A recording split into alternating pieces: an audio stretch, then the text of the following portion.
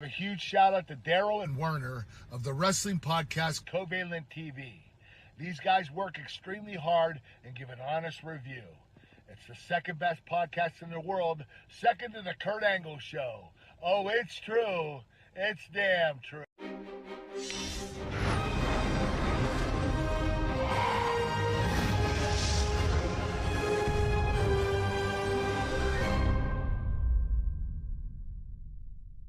Hey Daryl, hey Warner, this is Thick Mama Pump, Jordan Grace, coming at you through a Snapchat filter because honestly, it's just easier this way for me, for you, and definitely for my self-esteem because I don't feel like putting on makeup right now, and you know how it is.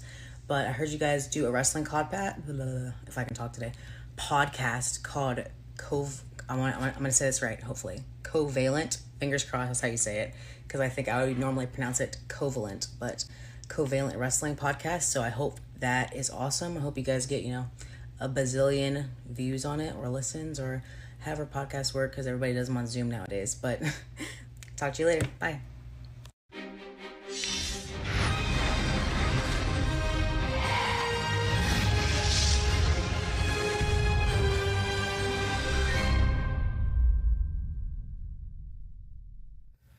What's up, Daryl and Warner? This is the Wolverine, the effing machine, Mr. GMSI himself, Brian Cage. I mean, who better? You already know the answer to that question. And if you don't, that is nobody. Giving you guys a shout out on your podcast, Covalent. And I appreciate you guys being big fans, big supporters, and the best is yet to come. All right, guys, take care.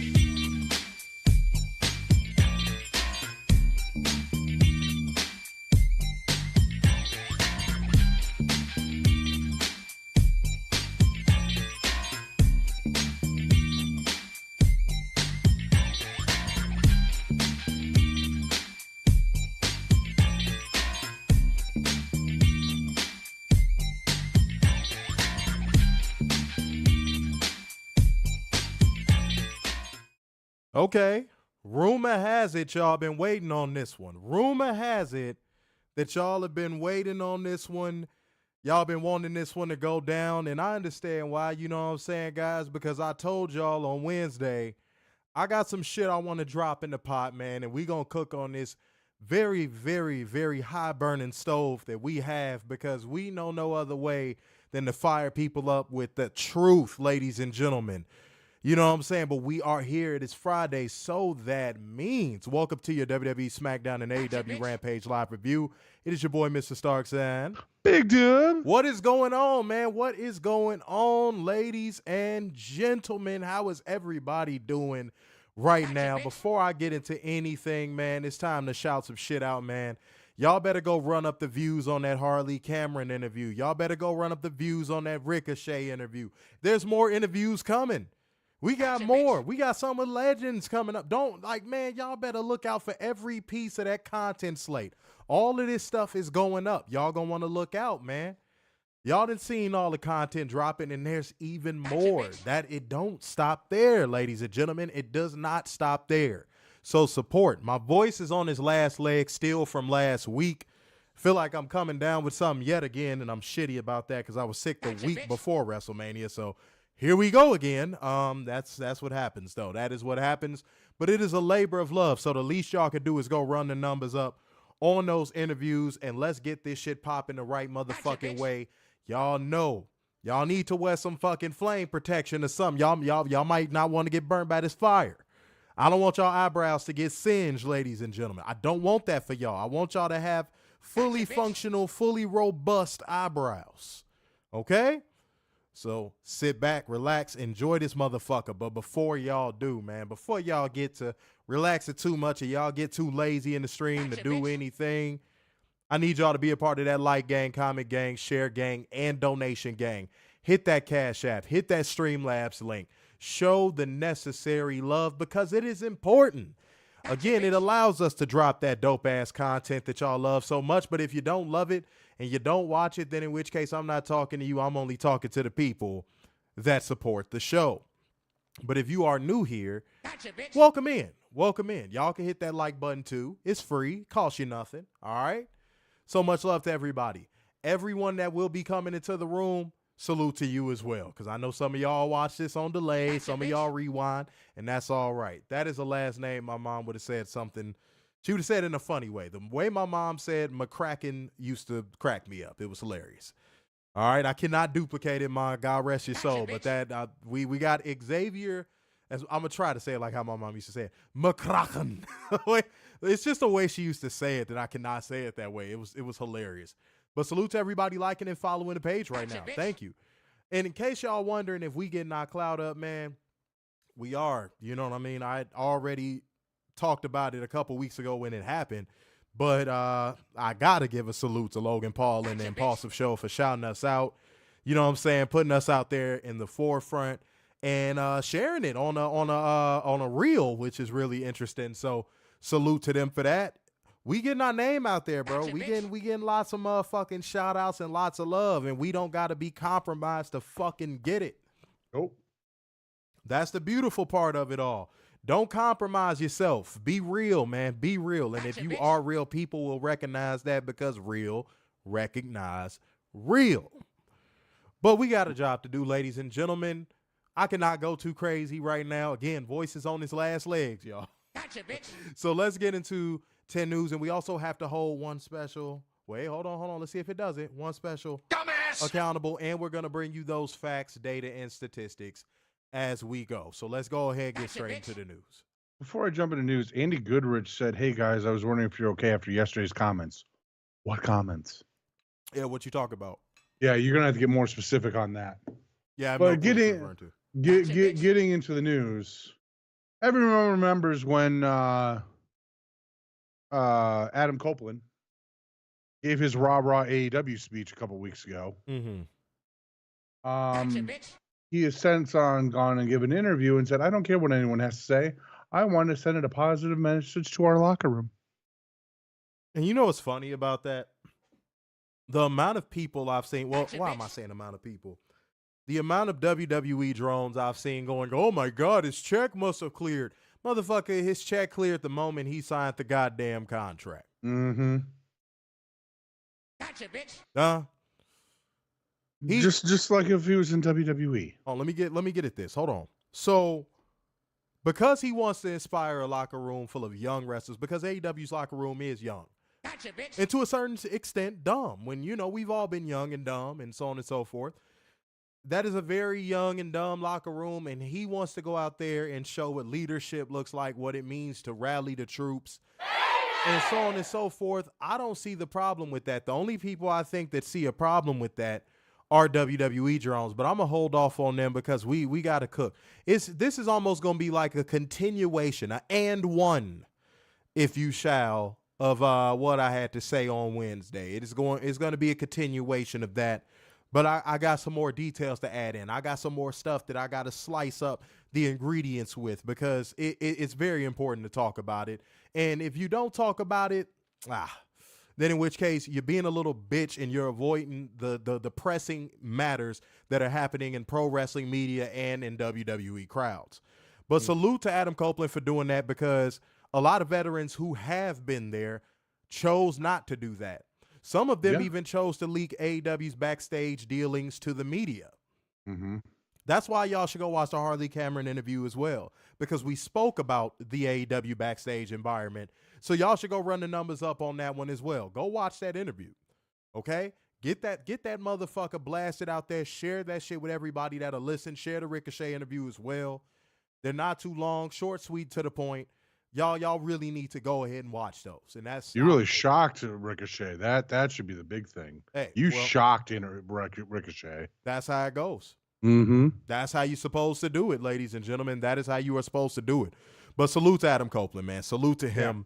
Again, all of those veterans that didn't go out there and do that. Now, somebody might say, "Oh, don't do it. You finna jeopardize something." I don't care. He might say, "Oh, well, I've flew the AEW flag and the media, whoop-de-whoop." Dustin, you have not demanded a mic to go out there and do the same thing Adam Copeland has did, and you've been there since day one. Facts. That's the main person I'm going to point a finger at. Mm-hmm. To me, that's the main person I'm going to point a finger at. Yeah, if anyone should have done that, it should have been him. Yeah, because he's been there since day one. Mm-hmm. And especially coming from Cody's older brother, who's an EVP. Yeah, so where was your rally the troops speech when AEW was catching all the heat they was catching? Oh, that's right. You were sitting in a suite at WrestleMania watching your brother win. Mm-hmm. With Ricky Starks. So I'm all about holding motherfuckers accountable. I don't care if it's AEW, WWE. I don't give a damn. I really do not care. The theme of tonight's show is going to be the pressing truth, the truth that cannot be avoided or denied or pushed to the wayside. And that is a pressing truth that needs to be put out there. Where was Dustin Rhodes to stand up for AEW when they first start getting heat? Where was Dustin Rhodes to stand up for Tony Khan when he first started getting heat? Where was he? That's why a lot of people feel like they can pick on AEW now, because Dustin ain't standing up for the company. All the veterans there aren't standing up for the company. It took for Adam Copeland to go out there with a microphone and say what he said for somebody to be like, finally someone defends the company. Yeah, where was Matt Hardy? Yeah. That's interesting to me. I don't care what anybody thinks. That's kind of intriguing to me. Mm-hmm. Thank you. How does that happen? And honestly, honestly, I know he's a free agent right now, but still. Oh, hold on. And let me blow y'all mind with something. Just like with bullying, just like with schoolyard bullying, if you get ahead of it and stand up to that schoolyard bully, they won't fuck with you no more. So all this heat that Tony Khan gets from drones and compromised media, all this heat that AEW gets from drones and compromised media, all this heat the backstage environment in AEW gets from drones and compromised media, they could have got ahead of it by having the veterans get out there and stand up for that fucking locker room. Mm-hmm. So unfortunately, that does lend credibility to some of the people that are saying a lot of those veterans only there for the paychecks. So again, if that jeopardizes something, so be it. But as I said on Wednesday, and as I showed y'all, it ain't jeopardized shit yet because I got credentials to prove it. Mm-hmm. If that does jeopardize something, so be it. I do not give a shit. It's the truth. Respectfully. Fernando said, Dustin is compromised just like Kevin Nash and Eric. We have no way of knowing that for sure, but his actions speak louder than his words for sure. Yep. People saying agreed. Mo said because they have hopes of going back, so they keep their mouths shut. They don't want to ruin that possible Hall of Fame induction years from now. Fuck the. I agree. But you saying something I said years ago. A lot of them are afraid to speak out in defense of AEW because you're right. They don't want to lose that Hall of Fame induction. They don't want to lose that Legends deal. Young wrestlers, they don't want to lose an opportunity at a WrestleMania moment. Or they'll job out. Or fucking an NXT deal. They don't want to lose those opportunities, so they keep their mouth shut. Mm-hmm. But pro wrestling is a place where there's no such thing to me as burning a bridge, because there's a lot of people that have came back that we thought would never come back, including Hypocrite Punk. Mm-hmm. So that, I'm afraid of burning a bridge shit, that's bullshit. That everybody should be able to see with their own eyes that that's bullshit. Steve Butler said, I hope Copeland remains with AEW after retirement. So do I. Mm-hmm. Because that showed leadership, and that's exactly what AEW needs right now. That showed leadership. Ricky, I wouldn't be surprised. What's up? To see him as an agent or a producer or whatever. Or even a manager. I would rather see him in like the right-hand man role, if anything. Oh, like Jimmy Jacobs is doing right now? Yeah, I'd rather see him in a right-hand man role. Yeah. Because he can do it. Well, yeah, I believe he could and too. he wouldn't have to travel as often. So Right. that's cool, man. Ricky said the paycheck in AEW must be nice. I'm sure they get paid very handsomely in AEW. Don't get me wrong, but I think it's more incentives involved if you bash AEW and you're pro WWE or you're in WWE. Mm-hmm. I think they offer a better anti AEW package than any other promotion out there. Rhea said, come on, cut it out, Dustin. Give Dustin a break. Cody's oh, shut the fuck up. Yeah, don't. We're talking about multiple opportunities Dustin has had to stand up for AEW, Tony Khan in the locker room, and he hasn't taken it. Publicly. I mean publicly. Privately, he could have done it. Yeah. Privately, he could have done it. I have no way of verifying that information. But publicly, like actually going out in the ring for 10 minutes on a microphone and flying the flag for AEW, you cannot find it. And if you can find it, I'll admit I'm wrong. But show me the Dustin promo that was like the Adam Copeland promo. I'll wait. I think I don't know if this aired this week, but it's kind of interesting that this is all coming out and we're talking about this when Mark Calloway was talking about him being a Hall of Famer and the only thing that's holding him up is him being in AEW. Mm-hmm. Kind of interesting how that relates. It's crazy how that happens. Mm-hmm. That said, I could see him being second behind Danielson. Mo Dunn said that's what I was thinking. I don't know why. Like Werner said Jimmy Jacobs, and I was like, I think Jimmy Jacobs is 2 right now. Like he flies around with it. He's with him at Fulham and everything. Okay. Yeah. Cat said I can see him being second behind Danielson. Mr. Mayhem said Adam Copeland better not go back to WWE. Well, I mean, wait a minute. He's already in the Hall of Fame, right? Yeah. Yeah. Then after he got injured, yeah. Then he has no incentive to go back. No, he has none. Then he has zero incentive to go back. Zero. Well, there's one incentive.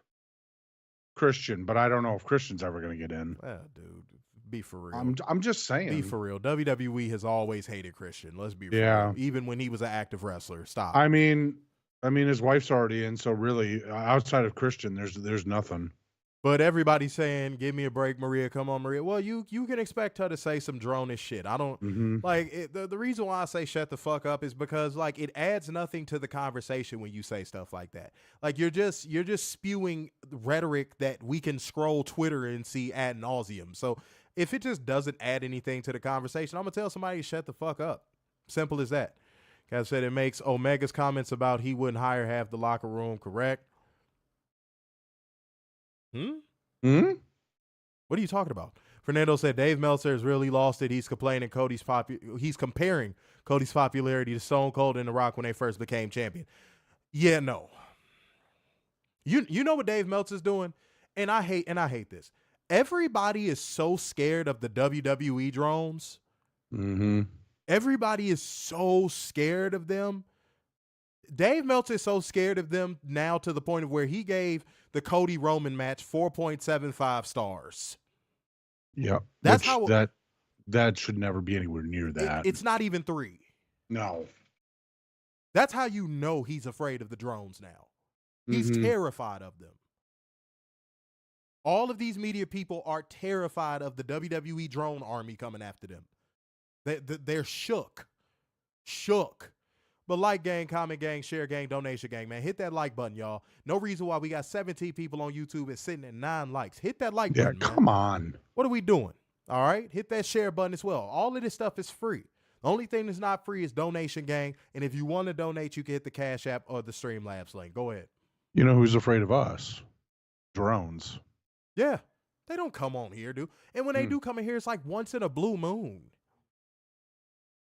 It's once in a blue moon. They pussified. They scared. Kitty cat catnap. That's what they are. They not gonna come on here because we're everything that goes against their stupid fucking rhetoric. Let's be for real. Robert that came through with 10 schmackaroos for the late fees. Let me run your alert again, man. Sorry about that, bro. You know what I mean? Let's see if it actually runs though. Hold on. Much love, man. And y'all be sure to hit that Cash App as well. The Streamlabs link. Definitely, we appreciate the love, but the Cash App is also good as well. Damn, I ain't even open this bitch. It was like I closed the whole lap down. Like I shut the damn thing. Damn. down. Damn, okay. All right. There we go. We back. All right. Much love. Steve Butler said, I invited everyone in here, including drones. Good. Good. Robert said, did my donation go through? Yeah, I just shouted you out. Charviz TV said, all these idiots are talking about the CM Punk footage.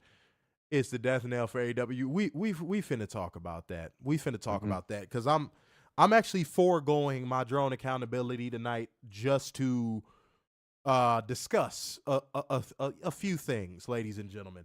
But Warner's gonna have his. So guys, that means we are entering the portion of the show that we always say is our weekly aneurysm. Okay. It is the Roman candle to the back of your throat. Facts. It is the butcher knife through your eye. Guys, if you know what portion of the show is coming up, go ahead and drop that shit in the comment section. But even if you bastards decide not to, I'm going to tell you anyway. It's time for us to hold one special dumbass accountable. It is time for drone accountability. Let go. So this is from Facebook. This is from Cries Big C Odin from a group called Yep, I Like Wrestling. All rights reserved. For context, we're now delving into facial expressions because I've seen this multiple different times in multiple different ways from multiple different drones. So this person says, and I quote, do you see their faces? Renee is embarrassed to be with the company that is up in shambles over 2 interviews, and Tony's having flashbacks of WCW end of days, and now he's witnessing AEW's. Laughing, crying emoji. Showing that footage just made Tony Khan look like a lying, cokehead liar. Talk about how he feared for his life. Lamau and Ospreay just made everything worse for him. Yesterday's Dynamite was an embarrassing show, including the wrestling matches. And CM Punk doesn't even work for the company, and he's still being used for views, and still ended up being the main event. Laughing, crying emoji, laughing, crying emoji, laughing, crying emoji. Dumbass! Okay, because Maria right on time came through with her drone comment right as you were reading that, saying the footage stunt was a dud just like his special announcements. The footage was not a dud, and I'm going to explain why real quick.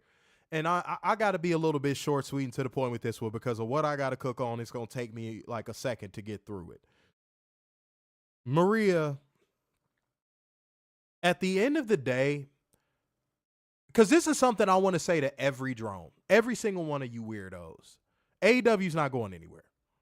Mm-mm. You can make fun of it all you want. You can say whatever you want about Tony Khan, call him a cokehead, all that good shit. It's not going anywhere. An alternative exists. People enjoy it. You don't have to like it. You don't have to care about it. You can do whatever you want. It's not going anywhere. So stop being little bitches about it. Enjoy your little funky ass, trash ass, goofy ass, dumb ass, don't even know who age is for ass product. And stop worrying about what AEW got going on. Just enjoy your shitty little fucking show. AEW's not going anywhere. Like, I feel like I need to say that over and over. It's not going anywhere. Tony Khan's not going anywhere. Deal with it. You can make it fun of him all the fuck you want. Deal with it. You can do it to be compromised and monetize your channel and get money off of it all you want. He's not going anywhere. And a lot of you platforms wouldn't have nothing to talk about if you couldn't talk about AEW. It's corny. Like, I'm over it. I'm tired of getting on Twitter. You know what? This is going into, I told y'all I'm foregoing my drone accountability. This is actually going into what I was going to say. I'm so tired of waking up every day, getting ready to post stories, and I get on Twitter, and all I see is something about somebody saying something crazy about AEW. Somebody saying something crazy about Tony Khan. Somebody saying something crazy about the backstage environment in AEW. When literally WWE fucking signal boosted a sex pest and had Stephanie McMahon come out there on a fucking SmackDown and tell people to thank him. This is the same company that has covered up so many fucking transgressions and bullshit But y'all don't sit here and talk about the creative fumbles that WWE has. Y'all don't talk about the corporate fumbles WWE has. Y'all don't talk about the bullshit that they do as a company ever. I don't see none of y'all talking about that. So just as quick as Maria can say, oh, the footage was a dud, can you turn around and say Vince McMahon was a sex pest and you denounce him and his product? No, because you're a drone for that shit. Y'all annoy the shit out of me, bro. Because now it's to a point of where all this shit does is flood our timelines, dude. This is all we see. Because it's the cool thing to do. But I think y'all forget y'all comparing a company with damn near a 50-year head start to a company that just started 5 years ago. Y'all are corny as shit. Now people are going to go, oh, this is the thing. He doing stand up for Tony Khan, stand up for AEW. No, because I will call out AEW for doing some stupid shit just as quick as I would call out fucking WWE for doing some stupid shit. But the problem is WWE never gets called out for their stupid shit. Ever. And if they do, guess what? Their compromised, monetized media sweeps it under the rug within 3 hours. And then we have to come on this show and say, hey, guys, don't forget about this. But we can't even pull in half the views that those fucking podcasts pull in because we're not bashing AEW for fucking 3 hours.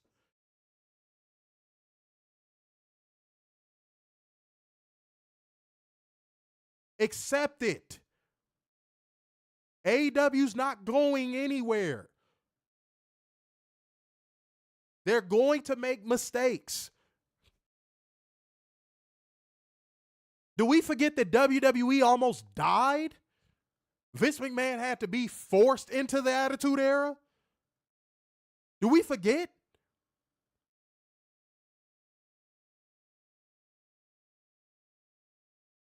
People forget that at one point, WWE was getting their ass whooped.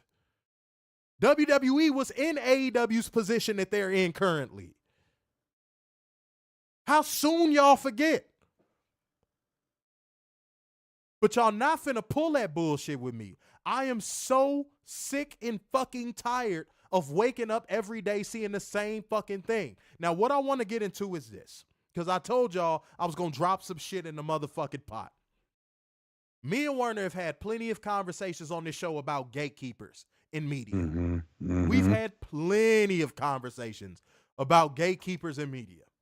Guys, I was at Monday Night Raw doing media, ladies and gentlemen. I already discussed it on Wednesday's review. Go watch it. Go watch it. Please go watch the review. I'm tired of repeating myself. No, y'all need to go back and run the numbers up on those reviews. I'm not going to repeat it. Go back and watch it. Here is where I identified a problem. Now, I'm not going to take all the credit because Werner was the first person to say this. Werner did say this. Every now and again, he has a good point.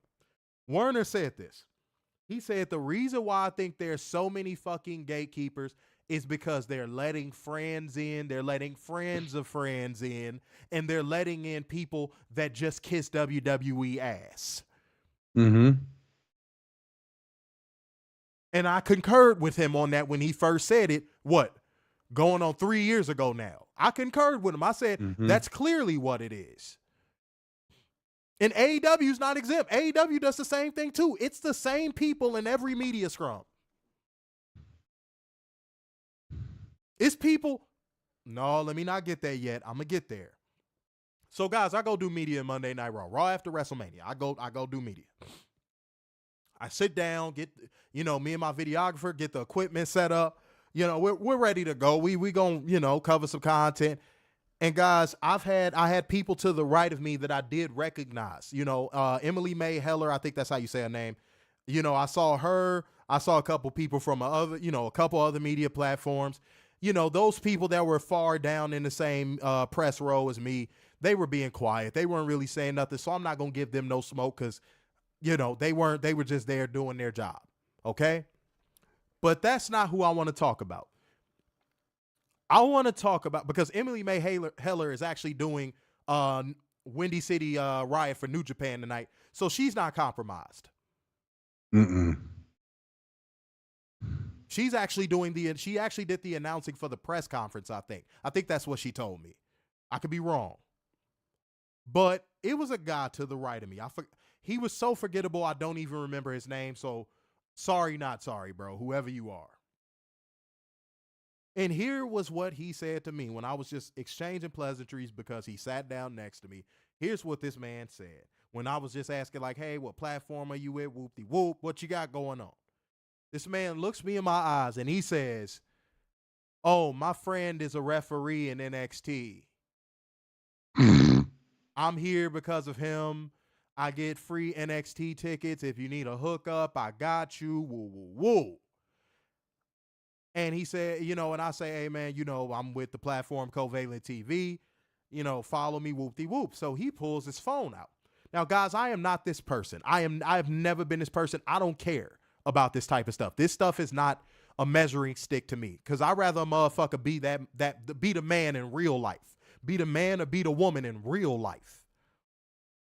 Because I said on Wednesday, this is the only thing I'm going to repeat from Wednesday. I'm the man in real life. I can walk around my city and people know who the fuck I am. I could go through the hood of my city with all my jewelry on and be okay. So what I'm about to say next, normally I don't give a fuck about. This man pulls up his page, and I pull up ours. This man belongs to no media outlet, no platform. I just told you, he said he was a friend of an NXT referee. And this man had, I think it was 4,300 followers, ladies and gentlemen. 4,300 followers. Now, you might be going, oh, why are you tripping on followers? You know why? Because, Werner, they tell you to get into these media scrums and events, you have to have an established presence on social media, right? Yep. At least 100 to 1 million. Yeah, you got, well, reach, not followers, reach. because how many people actually have 1 million followers? Let's be real. Mm-hmm. But like you gotta have a reach of at least 1 million. You gotta have at least 10. Well, no, they'll probably say these days 15. You gotta have at least 15,000 followers. You gotta, and some people might say, "Oh, this you hating." No. Why would I hate? Because I pull our stuff up. And I'm looking at it and I'm like, damn, man, we got 33,000 followers on Twitter. We got over 110,000 followers on Facebook. We almost got 30,000 on Instagram. And here's a friend of an NXT referee with 4,300 followers sitting next to me. And of course he was a drone. And this is the one comment I want to point out, because this shows you I said a couple weeks ago, the WWE drone mentality is an illness. Something is psychologically wrong with them. At one point of the show, a fan starts to boo and goes, "This is boring," for a matchup. I forget which one it is. I'm so sorry, y'all. And he literally looks at me again in my face. And he goes, "See, this is the problem. They're spoiled. They're spoiled from WrestleMania. They're spoiled from what WWE does weekly." And I said, something is fucking wrong with these people, dude. I said, your mentality is the reason why it is harder for me to get to where I gotta go and to get into the rooms I gotta get into. Because you know why? That is exactly what they expect their media to say, their fan base to say. Anyone that follows them, sniffs in their product, womps a little bit. That's what they expect them to say. This is the greatest shit on the planet, and if you boo it, oh, it's because you're spoiled. It's because you don't know any better. No. That person was booing and saying this is boring because they really felt that way. They paid money to see a good product, and they showed up to the arena and got shit shoveled in their mouth, shipped via FedEx Express. Mm-hmm.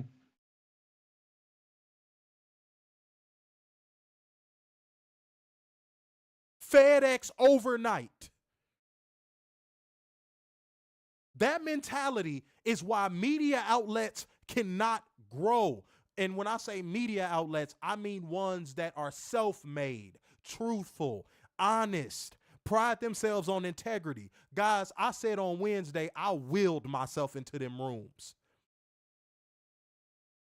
With my integrity, my hard work, my ability to tell the truth, not be compromised. I willed my way into them rooms. But that is why, if you ever wonder why your favorite platforms that actually speak the truth cannot get into these rooms, is because y'all don't hit the like button on the truth. Y'all don't share on the truth. So this is why I'm going to hold the mirror up to every person that hasn't liked this stream, that don't share these streams, that don't like our Instagram posts, that don't like our Twitter posts, that don't like our Facebook posts. If you want this to stop, you have the power to make this stop. There is no reason why a friend of a motherfucking friend should be sitting next to me, because last time I checked, I really get shit done.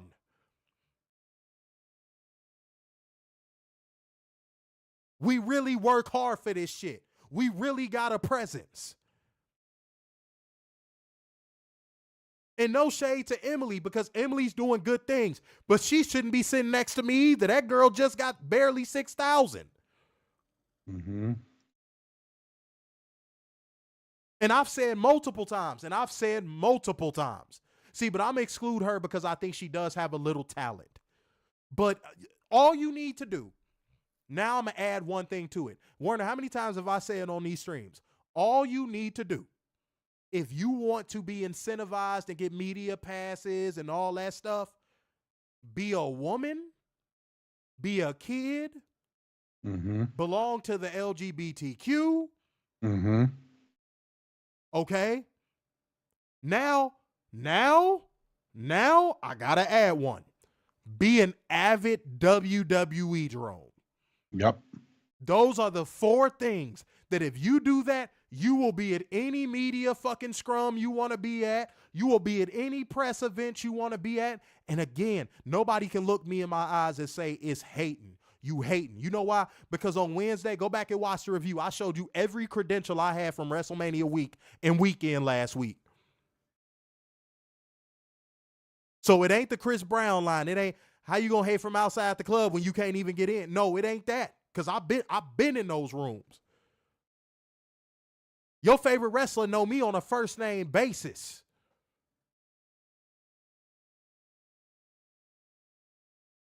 Your favorite wrestler is shouting out our platform before we even got a chance to say who we are. So no, it ain't hating. But why the fuck can all of these self-made, honest, truthful, integrity-based media outlets and podcasts can't get no motherfucking traction out here? It's frustrating. Not on our end, because we climbing. But I think about all the podcasts that are going to come up that are going to be similar to us that won't be able to get traction for probably a decade, because you got people that are friends of friends sitting next to you talking about the only reason why I'm here on Media Row is because my friend is a fucking NXT referee.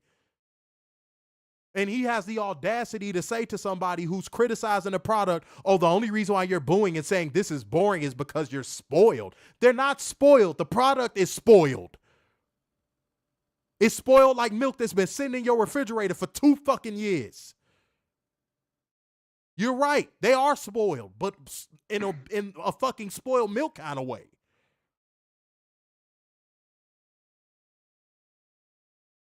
Y'all can change the narrative, bro. If you see something that's similar to us, see, now I'm going to even say not just us. If you see us or something similar to us, like their shit, share their shit, because it's too much fuck shit going on out here. It's a lot of fuck boys and fuck girls getting clout that they don't deserve. I'm tired of seeing women just get spots just because they're women. Not because they're talented, not because they're great interviewers or journalists, just because they're women.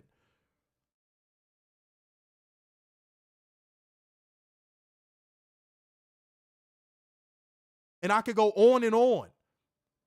I'm tired of seeing avid WWE drones get media credentials just because they're avid WWE drones.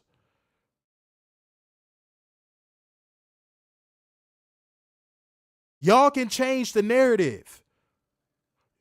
Y'all can tell these gatekeepers, get some new blood in the room. So people like me don't have to will ourselves into those rooms. We just in there on integrity alone.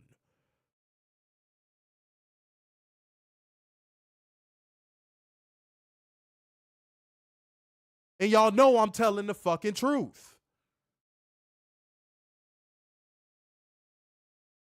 But the sickness that is in these people's minds to say, oh, the only reason why people criticize WWE is because they're spoiled? Spoiled how? The shit is trash right now. To the point of where all WWE fans can do is tout numbers and money that they don't count.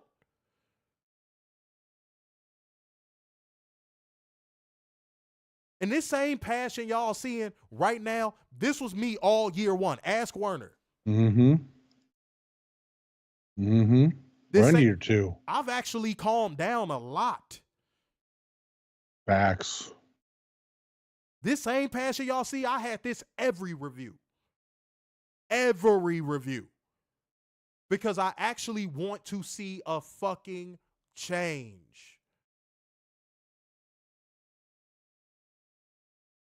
And if y'all want to see it too, y'all know what the fuck to do. Be the movement. Don't let these fucking drones create the narratives. Don't let these compromised corporate shields create the narrative. Because at the end of the day, let's be real here, Daryl. The drones are a small minority of the IWC. They're the loudest vocal minority I've ever seen. They're the loudest, but they're also the smallest.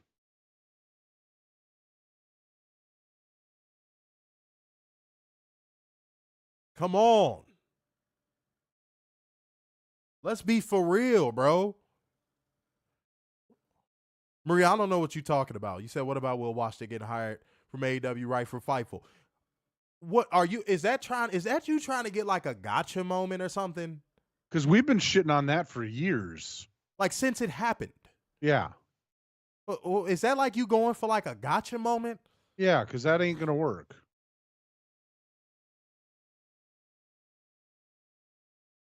Because we don't approve of that either. Because he's also a gatekeeper. I told the story on stream, and funny enough, our streams never get age restricted or any restrictions put on them. Funny enough, that stream had restrictions put on it. And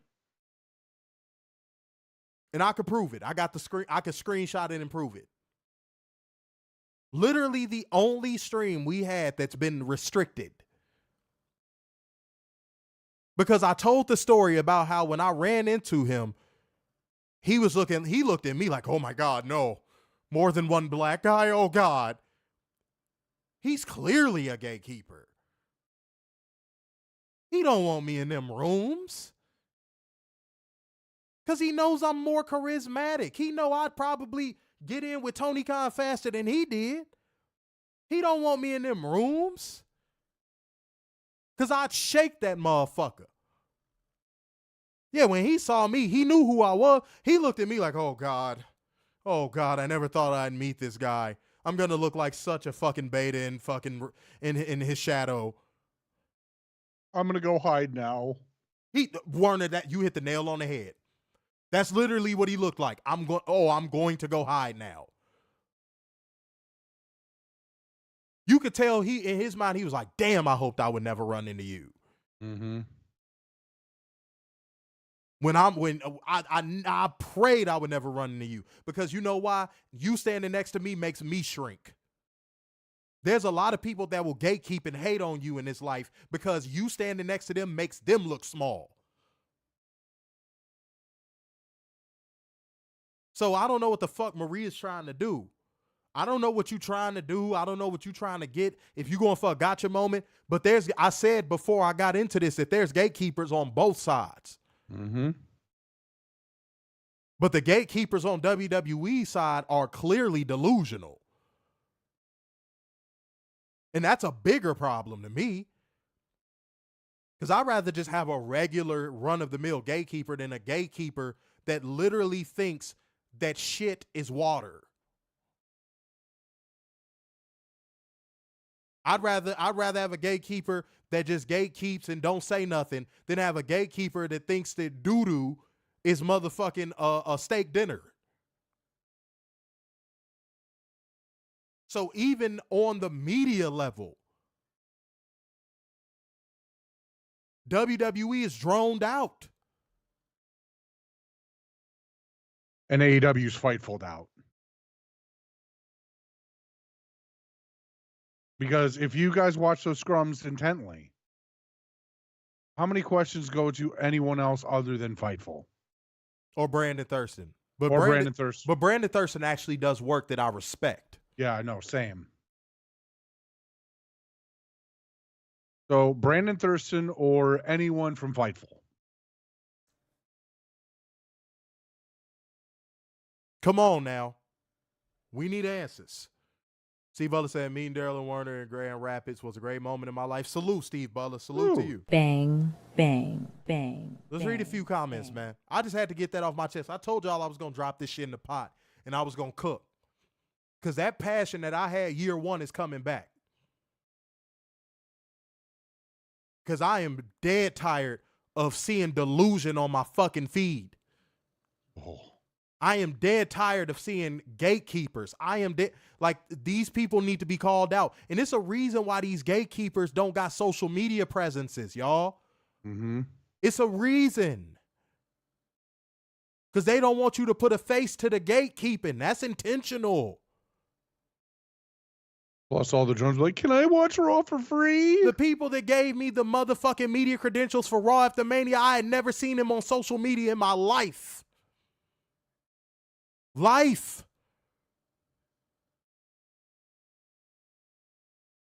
people who do the gatekeeping for AEW, I don't see them at all. Mm-mm. I couldn't even tell you their name. They don't even put their name in their email signature.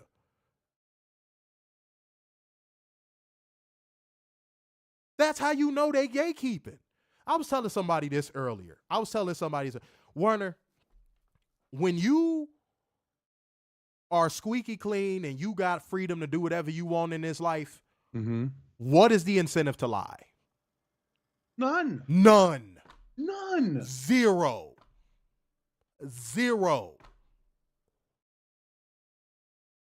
That's how you know these motherfuckers ain't living right in their own head. Because they'll lie and say, oh, we ran out of spots, we this, that, and the third. They'll lie and say all that stuff. You know why? Because they know they doing foul shit. So they got to cover for themselves.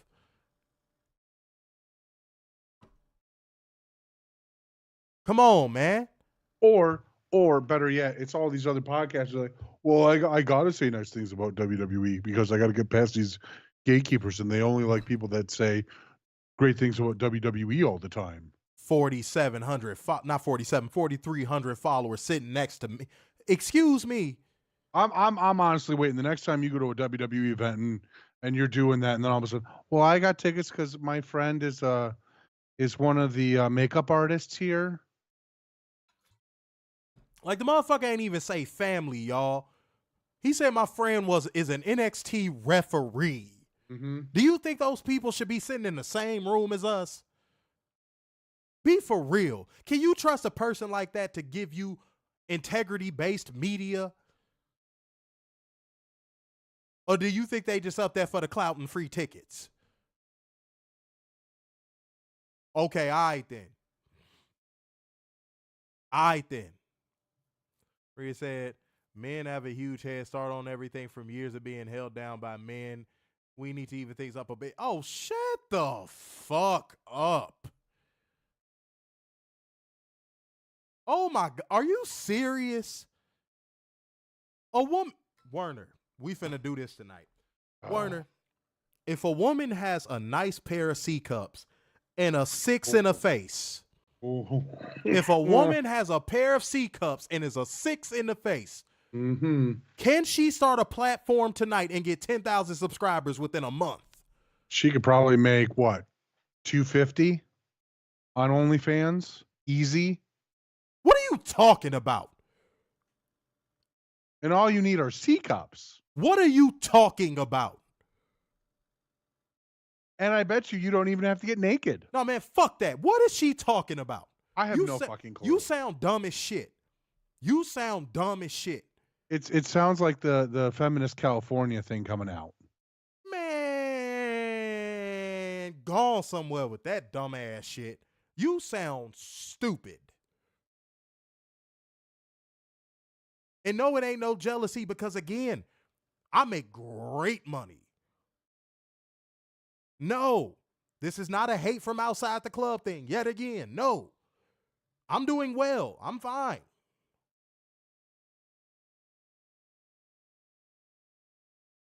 I'm about to acquire property. I'm good. Trust me. We really finna act like women got it hard in society in 2024. That's what we doing. It's just so hard. Is that what we? It's so bad to a point of where women that actually need help and actually need the proper resources can't get them because women are so privileged that don't even need it. The fuck are you talking about? You just say shit just to say shit. I swear to God, you just say shit just to say shit. You know, we got 17 people or 19 people in the building. Let's get this up to what, 17 likes? Yeah, man. Like gang, comment gang, share gang, donation gang. Hit the Cash App, hit the Streamlabs link. Show the necessary love. I knew I was going to lose my voice on this one, but I don't care, man. Again, I think I'm coming down with something, but I'll be all right, y'all. Don't sit here and act like the fucking women's NCAA fucking tournament didn't get more press than the... Man, all right. All right. All right. All right. Jesus Christ. Hi, Charmaine. She said, hi, I am sick and I have a bad cold. Sorry to hear that. I think I'm coming down with a cold too, so we'll see. Twinsies. No, absolutely not. Warner's attempts at being funny always fall flat, just like year one. Okay. Hey. Let me see what we got. Mona said everything on social media is trash in AEW, but these same bastards will avoid everything about Vince, excuses, cover-ups, and just try and ignore it. I really can't stand that company. That men will subscribe to her and 20 others because they are thirsty and can't keep it together. She could be a one in the face. You know that, but do you know that plays into my point, right? Mm-hmm. There's a market for women to make exorbitant amounts of money when they don't deserve it. So thank you for proving my point. Yeah. You just indirectly proved my point. Congrats. Well, they're saying, Maria, just by you not knowing it's the exact reason you shouldn't be debating this. Elise said she liked before entering. Salute. Thank you. Salute. Marlo said, Maria, good grief. I know. That's what you always end up coming away from a conversation with Maria saying. Just good grief. Said, nobody's mad. What? Okay, so women, y'all got to cut that shit out. Y'all got to cut that shit out. Because a man is speaking with, higher projection in his voice, that don't mean he mad. No. Ever. Like, why would I be mad? You've never met me in real life. You could never get under my skin like that. You don't know me, and I don't know you. Nobody mad. You would have really hated year one of the show then. Cool. Stop. Yeah, stop it. Stop it. Stop it. Corny. Robert said, this weather been crazy. Yeah, it has, man. Going from like 30 degrees to fucking 70s. Weird. I don't know. Yeah. The state fact, sorry, we have more sex appeal. That is such a corny. Nobody cares. Yeah. Okay. And you think this is a hating from outside the club thing when literally if you want me to go there, I'm going to go there. When I could fuck bitches that look like you and bitches that are badder than you. You want to go there? Let's go there. That ain't hating from outside the club. Trust me. Trust me. Better stop playing with my motherfucking name in here. I ain't want to go there, but you talking crazy. Cut that shit out. Or get the fuck out, whichever one you prefer. All right? Let me read a couple more comments. C. Butler said, WWE is one woke-ass company. Maria said, wait, nah, I read that one already. It ain't even worth reading again. C. Butler said, and guys like me struggle to get media credentials. Mo said, or they're told ahead of time what questions they can or can't ask. Yeah, and that's who they want. They want people that they could politic to be safe. Mm-hmm. Respectfully. You watch Roman Reigns kick somebody out of the motherfucking WWE press. Like, let's be for real. Just for booing him.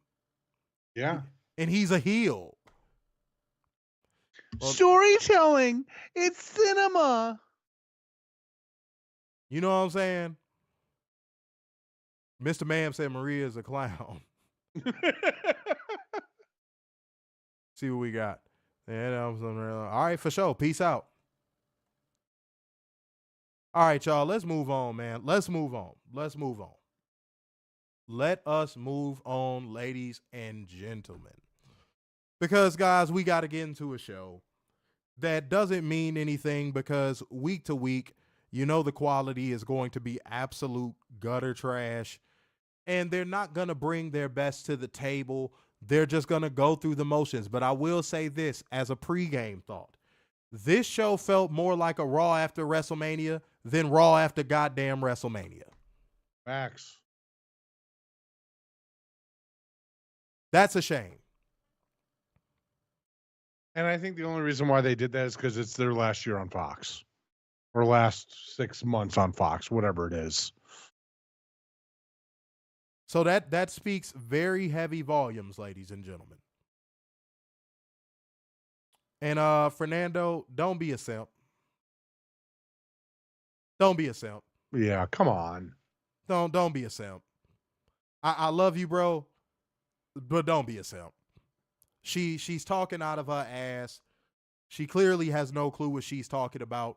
And she will never experience what we're talking about because she benefits from the same privileges that a lot of undeserved privileges that a lot of women do not deserve to have. Simple as that. So don't be a simp. Trust me, that's contributing to the problem. All right. As I said, if women would stay in their lane, this would not be a gender issue. You better talk. You better talk. You better talk. Robert said, I saw what Roman did. I would have waited for him to leave. I wouldn't have got up. No, I would have just sat there. Security would have had to come get me. Mm-hmm. Straight up and down like 6 o'clock. Security would have had to come get me.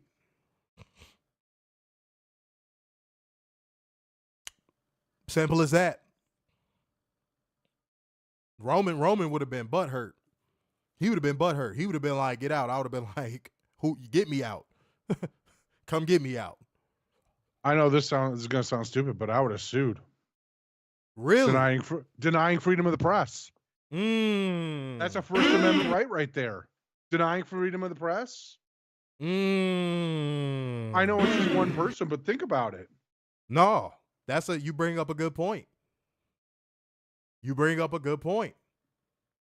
But since this media is so compromised, they're like, oh, I'm a seal, and I don't care. That was a part of the show. Yay, me. No, fuck all that. Come get me up out of here. Yeah, come get me up out of here and then enjoy that lawsuit. Because I am sure there will be a lawyer willing to take that lawsuit. Catherine said, I laughed when Roman did that and all the compromised media in the scrum when The Rock came in, they pulled out their phones just to take pictures. Yeah, they're let me tell you something. These people are groupies. Mm-hmm. That's all they are. And I saw this with my own eyes, ladies and gentlemen. These people are groupies. They're not there to do media. They're there to take pictures and try and get their clout up off other motherfuckers. And listen to the questions they ask. They're all very softball. And not journalistic in any shape, form, or fashion. At all. Mo done said, how the fuck does a talent get to say who gets to say in a media scrum?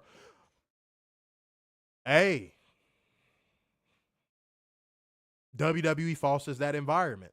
Yep. Man, we passed that subject. You're going in timeout. Shut the fuck up. We passed that topic. You know, I'm curious. Gotcha, bitch. Because I don't know Japanese. I'm pretty sure you don't know Japanese. I actually know a little. Don't assume. Oh, I didn't. I said a lot. you know. But I got to imagine that the Japanese journalists are way better at their job doing this with New Japan than what we have over here. Okay. That is evident. Even if you don't speak the language fluently, it is evident. You don't hear people in there going, "Oh my God, it's The Rock!" Oh my, oh, you don't hear people doing that. No, it's actually conducted like a real press conference. Mm-hmm. You could see that just with the visuals. You don't need to. No. You don't need to do none of that. All you gotta do is just watch. You don't need to speak 100% fluent Japanese to see that. As said, these younger women don't. Trying to move past the topic, but I'll read this one. Said the younger women don't want to list the older women because they think they know it all. But that is for an SCS stream. You're right. Mm-hmm. See, but the problem is every single structure that they want to be in, we run. Mm-hmm. That's not misogynist. It's the truth. Every structure they want to be in and under, we run. So good luck trying to circumvent men when you need them. You need them for a paycheck. You need them to save you if somebody break into your house. You need them to save you if your house catch fire. So good luck. Good luck trying to circumvent us. And that's the last thing I'm gonna say on it. And yeah, Fernando, that's simping. That was something, boy. Don't do that. Don't do that. Especially with the person in question, because that contributes to their psychological issue. So don't do that. Okay? All right, says Steve Butler said these media scrums gotta go. Fernando said Ariel is the king groupie. Yes and no. I cannot believe I'm saying that, but yes and no. Yes, in every sense but one. The only sense of him not being a groupie is this. At one point, he did do down the middle, both sides coverage. Everything else, yes, he's very compromised, because the moment that he got told he would not get a scoop on something, he switched up. Mm-hmm. That is bitch behavior. The moment he got told no, that's female behavior. See, I was trying to avoid the topic, but I guess we back here. The moment he got told no, just like a female, he switched to the other side and started fucking with the ops. And all he did was get told no. I don't want to respond to that question. There's the legal reasons of why I can't respond to that. He got told no, and that made him flip. Mm-hmm. Do you think if you tell a man no, that's going to make him flip? Like a real man, not no Ariel Helwani. Like, do you think if you told a real man to stand on morals and integrity, no, that's going to make him flip to the other side? No, he would just move on. And that would mean there would be a lot of gay men in the world. If every man that got told no flipped to the other side, there would be a lot of gay men in the world. That's true. The only creature on this planet that don't know how to handle rejection is a woman. So Ariel Helwani showed female-like traits with that one. You know what I'm saying? Respectfully. What? Maria's wondering if he's actually gay. Hey, if you listen to him talk, Yeah. hey, he might be. But let's bring it back down, guys. Like gang, comment gang, share gang, donation gang. Hit the Cash App, hit the Streamlabs link. Much love to everybody in this motherfucker, man. Salute to y'all. Y'all have been rocking out. Thank you so much for lighting this comment section up. I don't want this to get too contentious because I'm gonna be an asshole for a second. Y'all don't want that smoke. But also because that's not what we pride this show on. We just pride this show on facts, data, and statistics, and giving y'all just that real talk. And this week, I knew was gonna be a week where I was gonna have a little bit of fire in my soul, because again, now that I've gotten in these rooms and I see what's going on, it just reignited the fire inside of me. It reignited the fire inside of me just like that. So next week I might be back to my regular self, but this week I knew the passion was going to be back. Much love. And not to say I'm not passionate any other time. Not to say I'm not passionate any other time. But after getting in those rooms, y'all, all that fired me up. Bad fired me up. But salute to everybody in the building, man. Salute to y'all.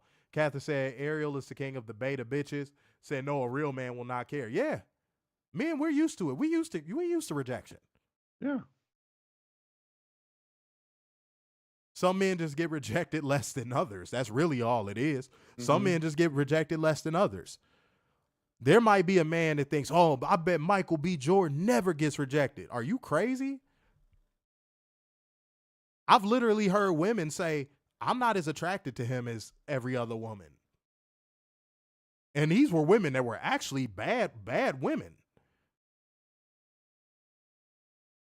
You're not going to be everybody's cup of tea. See, men, we understand that. We're not going to be everybody's cup of tea. I say that about the show all the time. We're not going to be everybody's cup of tea as a show. You know why? Because we don't go, everything's great. WWE's great. Everything's so good. That promo was so good. Because we don't do that. We know we're missing out on a certain amount of viewers. We understand that. And we're willing to live with that. But what I'm not willing to live with is compromised motherfucking media. Yeah.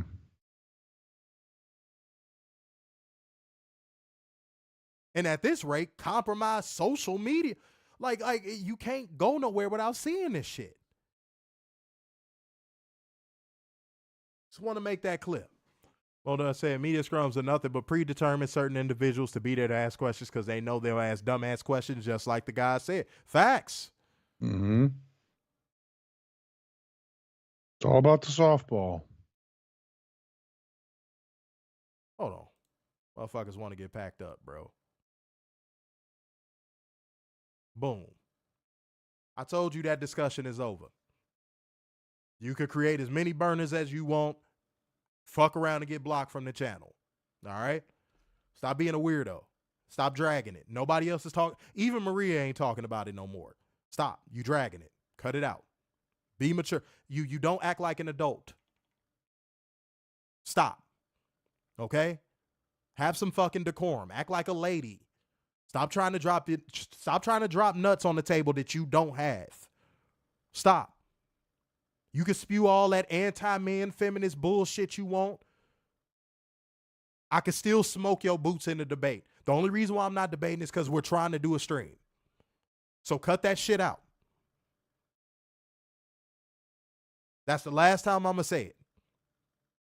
Get your ass on somewhere. All right? Now let's get into SmackDown, y'all.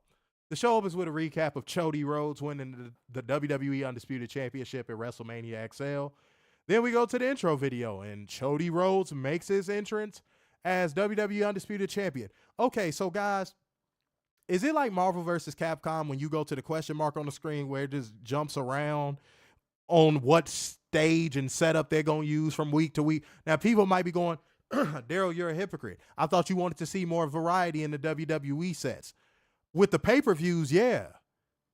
The weekly shows, all I want to see is a strong set like we saw in the Ruthless Aggression era with the Raw and SmackDown set. That's all I need. Mm-hmm. Now it's like every arena they go to, they're using a different fucking set.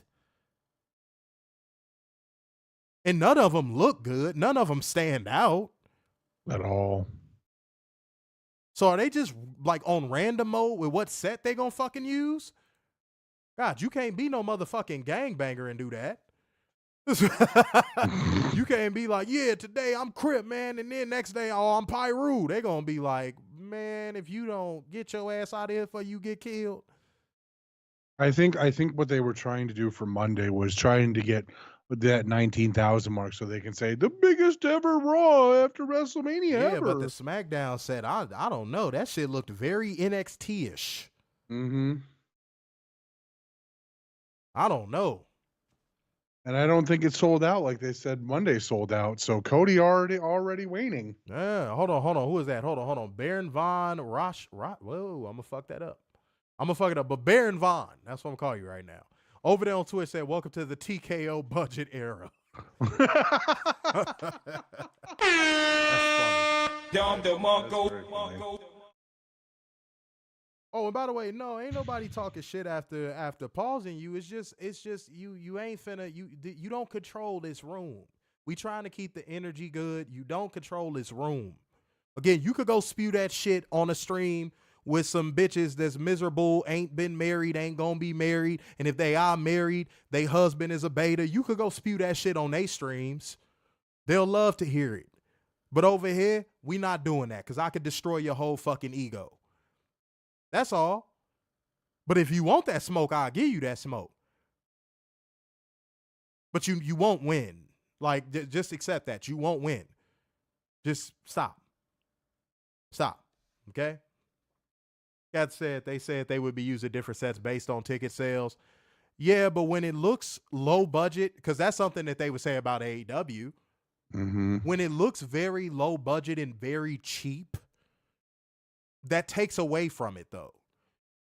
You still have to have production value. You're supposed to be the industry standard. You're still supposed to have a high level of production value. Their sets look like NXT sets. And this is just a small nitpick. This ain't even nothing that crazy. It's just, again, they're supposed to be the industry standard. So why the fuck are we getting these generic ass fucking sets now? I don't want to hear about that ticket sales shit. I'm not counting that bread from them ticket sales. So why do I care?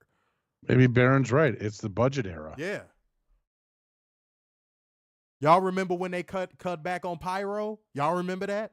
That's what this feels like, except they're doing it with the set now, and they're using attendance as an excuse. Mm-hmm. That's all it feels like. Robert said, wait, but Baron Von Raschke is alive? Oh, yeah? Oh, no, he's not, unfortunately. I'm sorry. Rhea said, part of the appeal of ECW was the cheap look of it. Are you really comparing? Oh, God. No.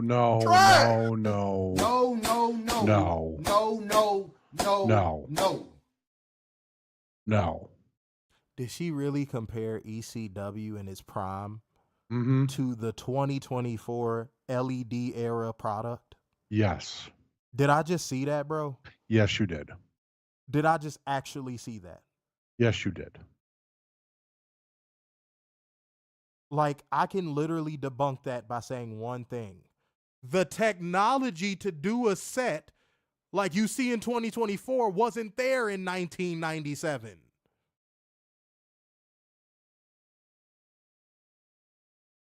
Even Raw had a cheap look. Mm-hmm. Do we forget how the Nitro set looked? Yeah, what did WWE have? Just a ramp, an exorbitant high ramp, and a 60 by 100 projectiontron. Struggling. They had a Titantron and a giant ramp. Yeah, that's all they had. And before that, they just had the 3 letters of Raw, which I would be okay with. But that's just me. Boy, I swear some people just say anything. Like, I literally think you just say stuff just to say stuff. I'm not even kidding. What? No, I'm talking about Maria. Oh. What? Oh, boy. That was not a part of the appeal of ECW, Maria. That was, right. Good God almighty. Baron Von Raschke said, yes, Raschke. Yeah, it's Raschke. It's Raschke. He said, but yeah, Raschke is still alive too. Seems good. And he said, I'm all about the Sade background, by the way. Oh, shouts out to Sade. Beauty, elegance, and femininity personified. I'm pretty sure Sade ain't going to run around and be like, all men are evil and all. They're not on my level. Oh, God. Damn, man. Do y'all know y'all only have the egos that men afford y'all to have? It's always the taking care of women that talk the most shit. Yeah. Women that have everything in their life paid for by a man that talk the most shit about men.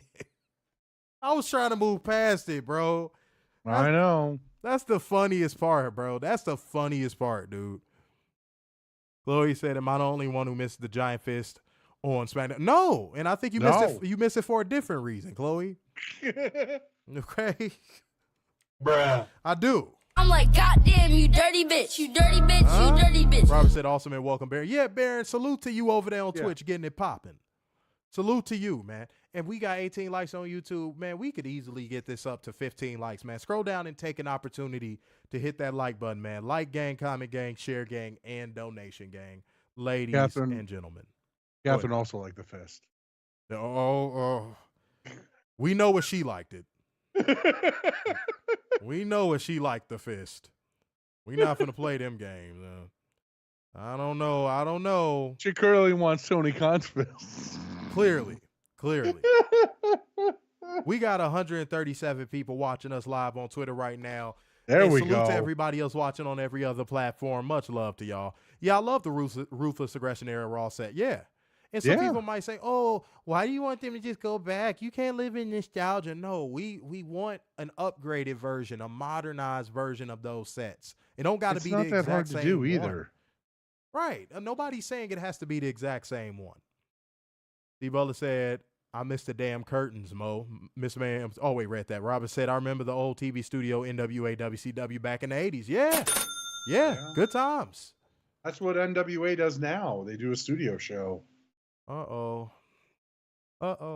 Werner, your Bucci, your brother in Bucci is back. Your brother You mean in Catherine. Bucci. This is all Catherine. It's not. Oh, and shouts out. Do you have proof? Shouts out to DW for liking the stream. Appreciate you.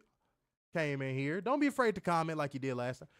But Gay Uso said, with two smackaroos, we in a new era. The Big Dub Buddy Gang era. We will reign supreme on all Bussy and Gooch. Y'all can't mess with us. Werner, address your men. I denounce any of this. I did you denounce though? all. Did you though? I denounce all of it. I don't agree to it. I don't want it.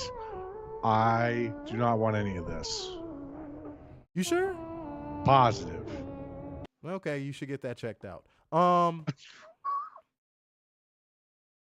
That's a dumb question. Not even going to dignify that with a response. Robert said, oh, snap. Steve Butler said, wait, he said, the Ruthless Aggression Raw theme was my favorite theme song. Mo Dunn said, Werner's men are here. Yeah, they here. No. They are here.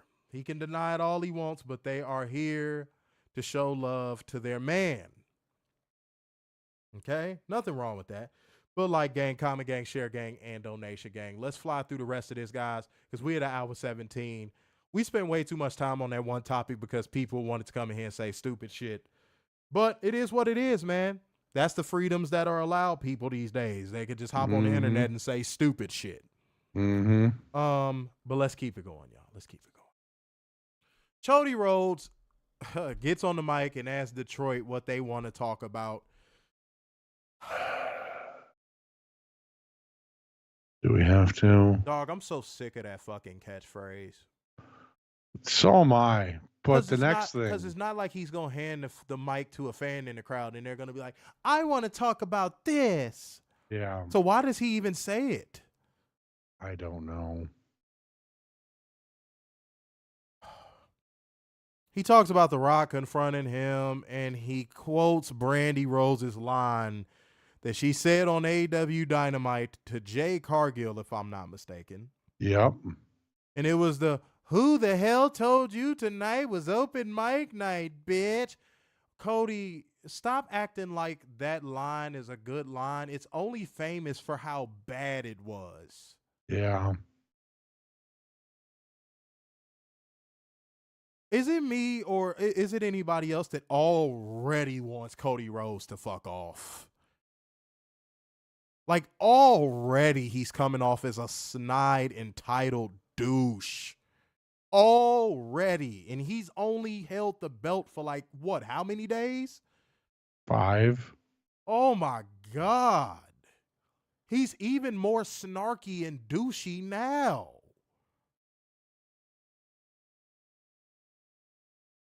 Oh. So he says he immediately knew the item The Rock put in his hand, a wartime overture, uncomfortable and awkward, and tells, this dude talks like a politician, and tells him that when he comes back, as he said, he won't have to look far because he will be standing right here. But that's then, and this is now, and in 3 weeks, he's going to fly to France for Backlash. There he'll face one of 6 men you'll see tonight: Santos Escobar, Rey Mysterio, LA Knight, AJ Styles, who he notes, like him, is one of only 4 men to hold the NWA World Heavyweight Championship and the WWE Championship. Cody, we don't care, bro. Yeah. And you know who else really doesn't care? Drones. They don't. All they care about is beloved WWE. So if we don't care, you know the drones don't care. Because I don't give a shit about that stat. You know why? Because the both of you are behind the WWE wall. Mm-hmm. Why should we care about that? All they care about is John Cena. But, and Booby Lashley. I almost forgot to mention Booby Lashley. And, of course, his friend, Kevin Owens. Since when did they become friends? I have no idea. Did we miss that? He said it's not lost on him that they're very sold out tonight, and he turns away from the hard cam so he can see everybody. Okay, I'm sorry. Y'all going to be like, why do you keep stopping to criticize this? Because it's true. He's cutting the same promo now. Mm-hmm. He's coming out there and cutting the same promo. I watched this promo live on Monday. It's almost copy and paste the same promo that he cut tonight, minus bringing up the 6 men. It was essentially the exact same promo. And he said, for those on SmackDown who claim to be unfamiliar with him, why would anybody be unfamiliar with you and you just won the biggest title in the company at WrestleMania? Mm-hmm. Nothing beating out a guy who's held out the title for 4 years. Dude, nothing he's saying is making any sense. Mm-mm. Literally nothing he's saying is making any fucking sense.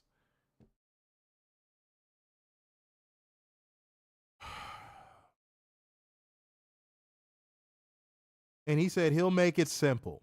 Cody Rhodes, oh God. Once undesirable, become undeniable, and now you're WWE Undisputed Champion. Try it. Can somebody take me to Rent-A-Center so I can be lent a fucking knife? Oh my God.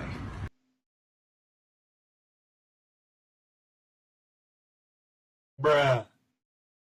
Fuck this shit, I'm out. Fuck this shit, I'm out. No thanks.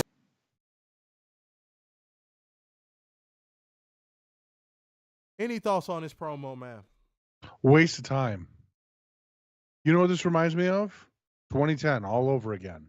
Bruce Pritchard is still in control, and we have to set the fucking table every fucking show and start with talking for how many minutes was this? Dude, I think this was like a fucking 8 or 9 minute talking segment. Probably longer. I don't know. Probably longer. Way too long. Half and then half. Less is always fucking more. And the champion shouldn't be setting the show. It should be Corey Graves and Wade Barrett doing a quick 2-minute hit of saying, hey, this is what's going to be on the show tonight. Boom. Start with a match, then Cody can go, I don't know what I want to talk about. Dog, even Maria just said, I have to admit, Cody is starting to sound a little corny. Again, when even the drones say it, like, bro, it's exhausting now. We get it. You went from undesirable to undeniable. Your dad's dusty. The Rock gave you something. We get it, bro. This sounds no different than the fucking Cena overcome the odds promos we had to hear every week, even though he won all of his matches. I'm Cody Rhodes, and I'm the underdog all the time. No, you're not. That's the problem. You're not fooling anybody anymore. Mo is getting up out of here. All right, Mo. CMO. Catherine said drones only care about singing theme songs. Said 3 months fans will be booing him. Dude, I was booing him tonight. Fernando said Cody is sounding like Dax. Man, don't get me started. Dax can only cut one promo. I'm convinced. Because anytime he tries to cut a promo outside of my daughter, anytime he tries to cut a promo outside of that, it's awkward, it's stuttery, it's bad. But oh boy, if he could talk about his daughter, you gonna hit a promo of a lifetime. Yeah. But he said, Mo said he had to get back to work. He said, hopefully see you tomorrow night. I have showtimes for tonight and tomorrow. Man, if I have a voice, I might do it. I don't know. We'll see how things go. I don't know. But like gang, comment gang, share gang, and donation gang. Again, guys, we're going to fly through this a little bit faster. Spend a lot of time on the front end of the show. Did not want that to happen, but it happened. Sometimes it happens. Marlo said, listening to Chody made me wish Roman retained that belt. Damn. Fuck. I ain't never heard nobody say that, but that's how you know it's bad. Yeah. But I mean, let's be real here. After 5 days, 6 days, whatever it is, I mean, Roman being gone for the 4 months,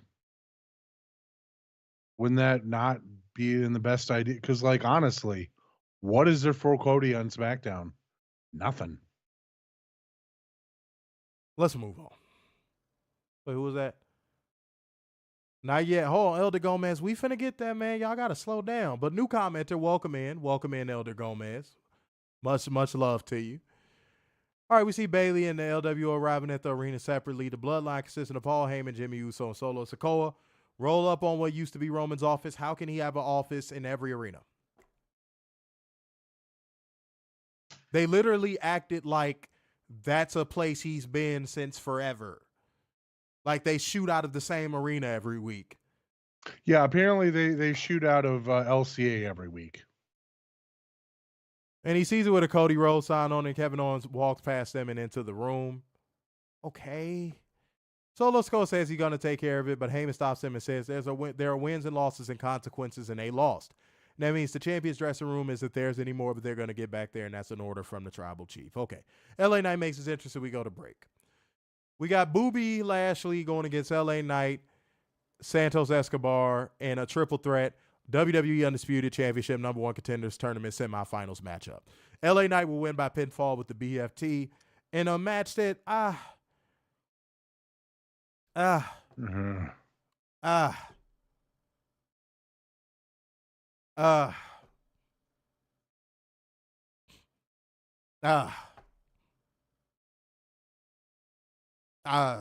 don't even know. I don't want this show to lose steam, y'all. I'm so sorry. The front end of this show took a lot out of me. Look. Let's just go through this. Let's just get through this. Because I don't want to seem like we just being overly critical, but at the same time, dude, this shit is a gut punch every week. At least this is the 2-hour gut punch, not the 3-hour. Because it's not getting better, dude. No. Backstage, Rey Mysterio and the LWO interviewed. Rey says Santos losing was karma. Plain and simple. And Carlito says he is, like the kids say, all cap. What?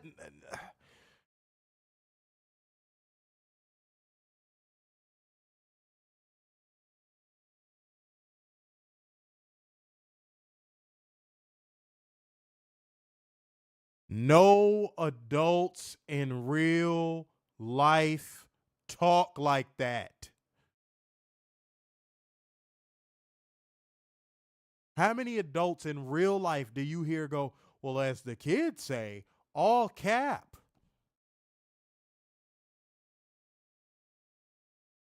Suburban dads. Is Carlito a suburban dad? No. All right, then. Rey Mysterio says the truth eventually surfaces, but his focus is on Kevin Owens and AJ Styles tonight. And he truly believes he has another run as WWE champ in him. Bruh.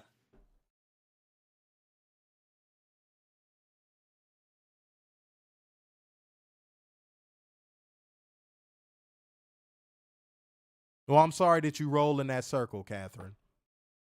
She said, I know some adults who say that. Okay, well, I'm sorry you roll in that circle. Ooh.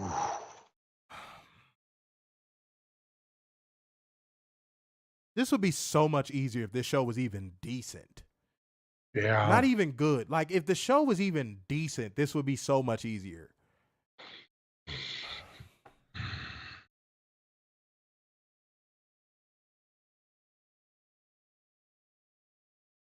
I'm so over it now, bro. Guys, I could count on one hand how many streams I've cut off early. I swear this is one of those ones I wish I could. Like, I wish I could just cut this stream off. Like, you go from having to address what I addressed and no one else addresses to motherfuckers on YouTube acting like they can't see the damn like button to now we got to talk about this garbage ass fucking show. Yeah. Like, it's a lot. Y'all don't know what we go through, bro. Like, it is a lot. Elder Gomez on Facebook saying no Ray, but I think low-key Dom might get his run. Jesus Christ. Oh, God. Oh, my God. Ooh, this one of them shows. Maria said, why can't they talk like normal people? It's a good question. Because WWE has to WWEize everything that comes into their fucking room. Because it's not fans, it's universe. Everything has to be WWEized. They don't even call pay-per-views anymore. No. Hearing a wrestler have to say premium live event sounds dumb. Let's keep going, man. Paul Heyman. I'm not doing it. Tama Tonga debuted. Solo Sikoa turned on Jimmy Uso. Paul Heyman looked like he came a little bit in his pants, but was also scared, which made him come in his pants a little bit. Yep. Tama Tonga is fucking Tongan. He's not related to any of them, but somehow he's in the fucking bloodline. Yep. They Pillmanized fucking goddamn Jimmy Uso's neck. Okay. All right, cool. All right. They leave up the ramp, and Paul Heyman looks scared again. We go to break. Back for commercial, we get a recap of what we just saw. Braun Breaker versus Cameron Grimes. Braun Breaker fucking squashes Cameron Grimes with the power slam. Braun Breaker has a shitty new theme from Def Rebel. Back for commercial, AJ Styles says this isn't just another match. It's his chance to right the wrong of WrestleMania, and he will demolish everything to prove a point. Yeah, sure. Bayley makes her entrance as the WWE Women's Champion. Open mic. Open fucking challenge damn near. She says, but wait. Naomi's going to get a chance first because Tiffany Stratton came out there and said she wants a shot and says it's Tiffy time. But Bayley said, no, I'm going to give it to my friend and I'm going to play favoritism for championship opportunities. But, actually, plot twist. There's going to be a match between Naomi and Tiffany Stratton to see who's going to face her for that belt. Okay. Back for commercial, Kayla Braxton is waiting in front of the trainer's room for an update on Jimmy Uso. Paul Heyman exits the room acting like he just saw Jimmy Uso's dead body. And Tama Tonga rolls up and stares Heyman down. And he acts like a scared little bitch against the door, thinking Tama Tonga is going to take his booty hole. And Solo Sikoa finishes his sentence by sticking his thumb out. And Heyman reasonably asks, what the hell is that supposed to mean? We've been asking that for years now. Mm-hmm. You knew what it meant when Solo Sikoa was on the good side with you, right? But now all of a sudden you don't know what the thumb means. He could take that thumb and stick it up his fucking ass. All he's good for. Tiffany Stratton deserves better. Let me say that. Stephen Butler came through with one smackaroo on the Cash App. There we go. Good. Because that's 3 donations. Everybody hit the Cash App, hit the Streamlabs link, hit that like button. We going to church. I need church right now. Fuck that shit. We going there, man. Let's see what Danny in Florida is up to. Let's go to Danny in Florida. Hi, Danny. Hi. I'm going to sing a song, and me and my mom, we're really trying to get out there in the record scene, but we're just going to sing for you. I'm going to sing for you right now. Okay. I cry in the midnight hour, yeah. You heard my cry. You bottled up all of my tears. Just wow. I'm still loving you, oh Lord, yeah, yeah, yeah. Oh, yeah, yeah, yeah. That was good. That was excellent. That was excellent. You know,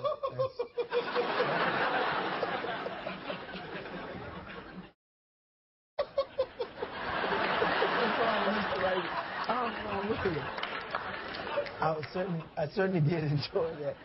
And he's crying. He's caught up in the spirit. He's getting the Holy Ghost over here. We want to. He has the spirit. He's still loving you. We want to get his address, and we want to give you a T-shirt here. Send him a T-shirt right here. Right. More consciousness. Enjoy that, Danny, Florida. Oh, I know be the same. Oh, it broke me up. Oh, thank you. We'll be right back. And we are back, ladies and gentlemen. In breaking news, Jon Moxley is now your IWGP World Heavyweight Champion, ladies and gentlemen. Whoa. Wow. That's huge. That's massive. Renee Paquette being there makes a lot more sense now. And TK. Wow. That's big. That is a big fucking deal, ladies and gentlemen. Mm-hmm. Forbidden Door is going to have a whole new meaning now.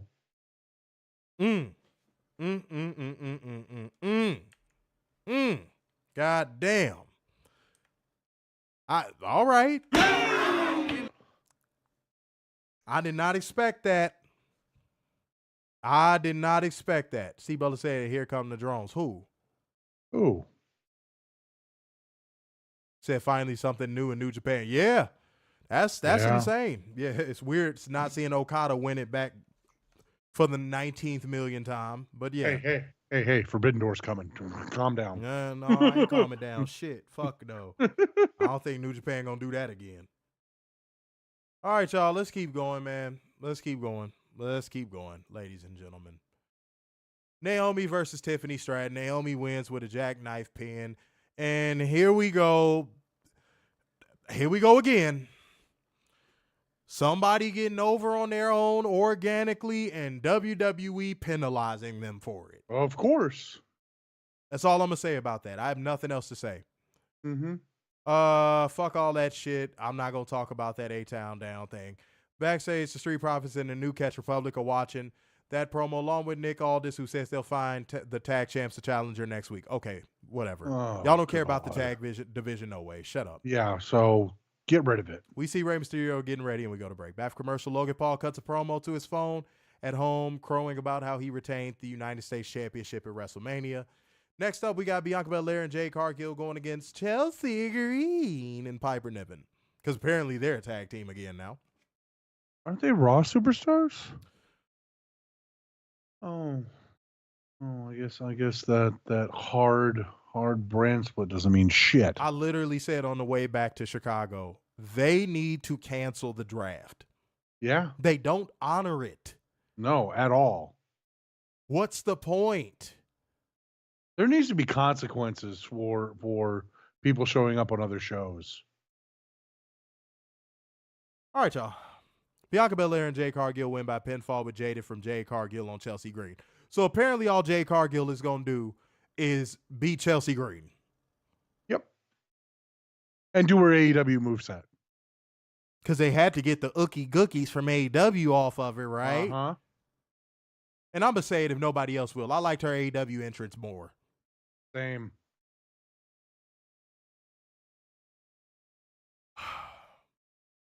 Fuck that Kevin Owens promo. AJ Styles versus Kevin Owens versus Rey Mysterio in the WWE Undisputed Championship #1 Contenders Tournament semifinals. Cheat code of a match, but look at the competitors. Yeah. Cheat code of a fucking match. They went out there and fucking killed it. I cannot take credit away from these three guys, but AJ Styles wins by pinfall with the Avalanche Styles clash. Post-match LA Knight comes to the ring to square off ahead of their number one contenders match next week. It was a dead giveaway once you saw LA Knight win his matchup that AJ Styles was going to win his. Mm-hmm. To me. I don't know about anybody else, but to me. I agree. It was a dead giveaway at that point. Mm-hmm. Okay. But that was the show, ladies and gentlemen. Because I don't want to be unfair to the main event, I'm going to go -9 because that main event was really good. It was really solid. So salute to those three guys, man. They went out there and fucking killed it. But a lot of this show had filler, nothingness, babble, garbage, trash. Back up the fucking Duke juice and pour it in the toilet. Go ahead. Oh, wait. Did I get moment of the night? Moment of the night, the main event. So I'm gonna be with you. I'm gonna go -9 just because of the main event, and it pushed the action, which I enjoyed thoroughly. Can instead of calling this the Levesque era, can we call this the directionless era? That's been this way since Vince was still in charge, because this is all WWE is now, directionless. It's fucking ridiculous. Moment of the night, I'm gonna go to the main event because they rocked it. Oh yeah, shouts out to Tiffany Stratton for her Clueless attire, her share from Clueless attire. That was dope. That was a nice little callback, and that fits her gimmick to a T. But unfortunately, again, she made the grave mistake of getting over on her own. Yep. You're not supposed to do that. Oh, Steve Butler, thank you for bringing that up. What happened to Attitude Era 2.0? Oh my God, yeah. That narrative No, it's died only when after a Dwayne's week. there. That narrative died after a week. That shows you that these drones just make shit up. Seeing -9s and -10s. Say, did you hear Vince McMahon put up the rest of his TKO stock for sale? Yes, I did. Yep. And I think and hope and pray that all of that stock does get sold. Yep. I'm sure TKO will buy it. Yeah, I think, if push comes to shove, they'll buy them out. And then just give it to Dwayne. Yeah, so we'll see how that goes. But appreciate everybody still watching right now, man. Like gang, comment gang, share gang, donation gang. Scroll down and hit that like button for us one time for the fun time. Show us the necessary love, man. We in here working extremely hard. I have no voice. I'm going on vocal rest after this. I love y'all, no pause. Let's go to Rampage. Orange Cassidy defeated Alex Reynolds because in Tony Khan's eyes, why not? Yep. Renee tries to interview Orange in the ring after the match, asking him about Trent's betrayal. Then Trent walks out from the entrance ramp wearing their best friend shirt. Chuck Taylor then enters the ring from behind Orange. And his presence, first of all, Chuck Taylor's presence wouldn't keep me from fighting nobody. Let's keep it a buck. Elder Gomez said, I'm new to y'all. Definitely check y'all out more, though. Salute, Elder Gomez. There we go. Appreciate that. Thank you. And sorry about the vibe and the energy tonight, man. We just had a lot of shit to address this week, and we gonna be back to normal next week, y'all. Okay? I would have had vocal rest and all that good stuff. So salute to everybody in here, you know what I'm saying, rocking out with us right now. But Trent questions whether Chuck is his best friend or not. Trent leaves and Chuck Taylor leaves in a different direction while Orange is confused because literally that's all that dickhead knows how to do is be confused and put his hands in his fucking pockets. Yep. Anna Booty's backstage interview is interrupted by, because I heard her name said a whole different way. I'm familiar with most of the Stardom women, but I wasn't familiar with her.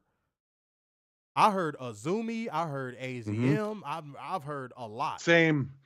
So which one is it? Is she Azumi? Is she AZM? What is she?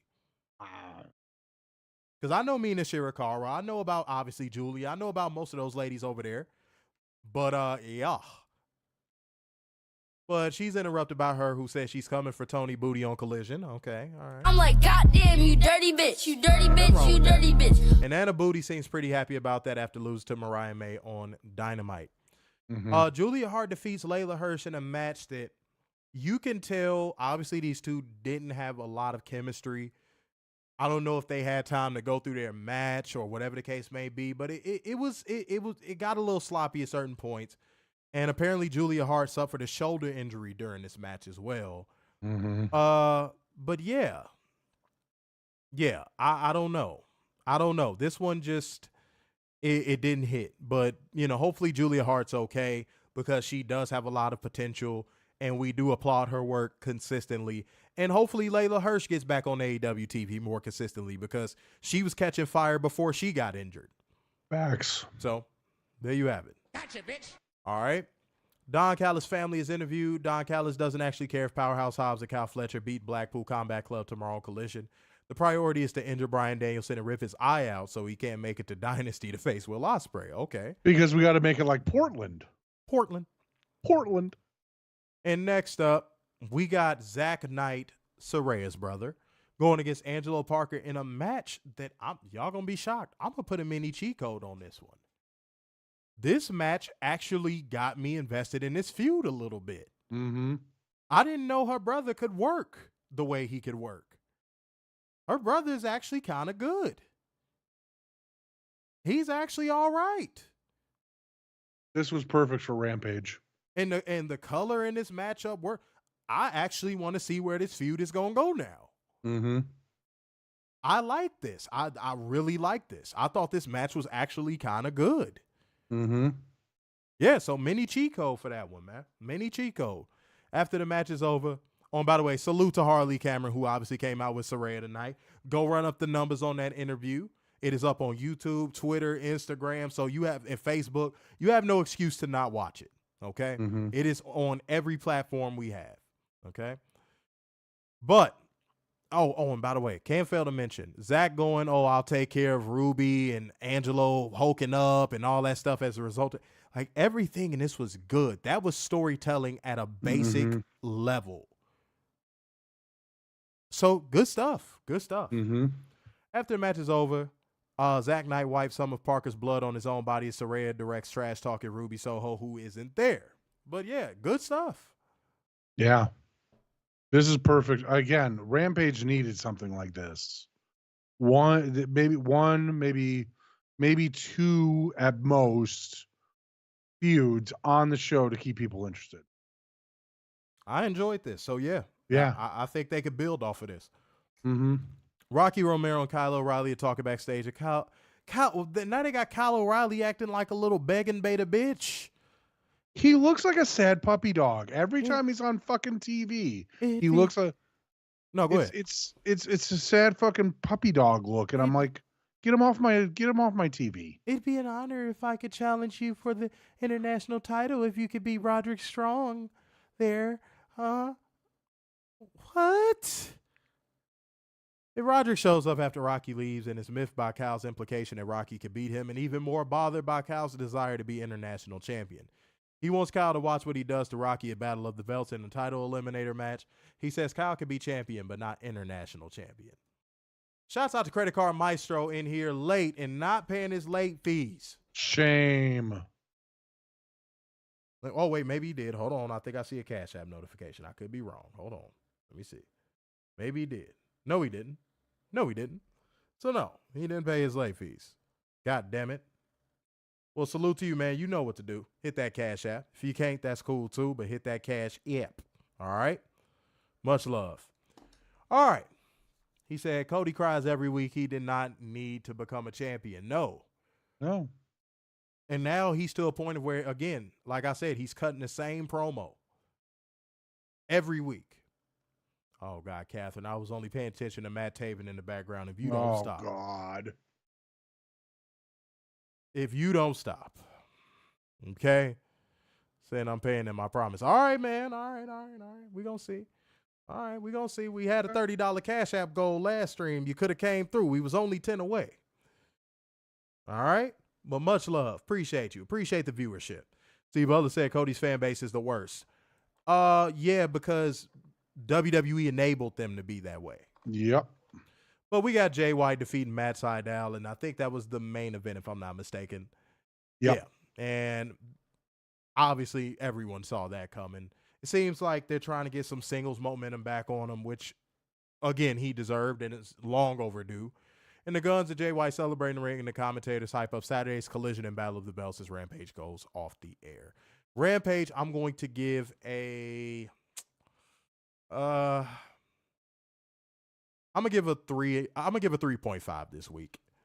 I like the Zach Knight, Angelo Parker stuff, and I like Jay White, potentially getting some singles momentum again. I do like that. But overall, Rampage is still missing the major elements that makes a good TV show. Well, I'm sorry, not a good TV show, a good pro wrestling show. So they got to get some storylines like the Angelo Parker, Zach Knight thing on there, because that would add to the program. So, yeah. Did I say moment of the night? Okay, well, I'm going to go Zach Knight going against Angelo Parker. That was really good. Go ahead. I'm going to go 4 because I really liked the main event. I thought they actually worked really well. And the feud that we're actually seeing. Moment of the night, I'm going to give it to Zach and Angelo. No doubt. Who would have thought we would be saying something positive about Angelo? I know, right? That's such a shocker. Elder Gomez said, do y'all think Thunder Rosa is winning it at Dynasty? I don't. Oh, Thunder Rosa. If we got to hear about Matt Taven's dick, Catherine, we going to Thunder Rosa.